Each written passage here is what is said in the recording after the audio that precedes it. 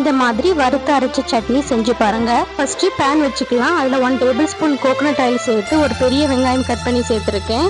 6ல இருந்து 7 பச்சை மிளகாய், 2 பல்லு பூண்டு, அதை நல்லா வதக்கி விட்டுக்கலாம். ஒரு குட்டி நெல்லிக்காய் சைஸ் அளவுக்கு புளி, ஒரு கைப்பிடி பொட்டுக்கல்லையும் சேர்த்து நல்லா வதக்கி விட்டுக்கணும். ஒரு பவுலுக்கு தேங்காய் துருவல் சேர்த்திருக்கேன். தேங்காய் துருவல் சேர்த்து வறுக்கும் போது லைட்டா வறுத்துக்கணும், ரொம்ப கருக விட்டுறக்கூடாது.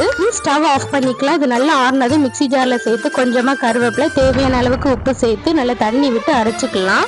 அதை ஒரு பவுல்ல டிரான்ஸ்ஃபர் பண்ணிட்டு அதை தாளிச்சுக்கலாம். நான் தாளிப்பு கடாயில கடுகு, உளுந்து, கருவேப்பிலை சேர்த்து தாளிச்சு அதை சட்னியோட சேர்த்துக்கலாம்.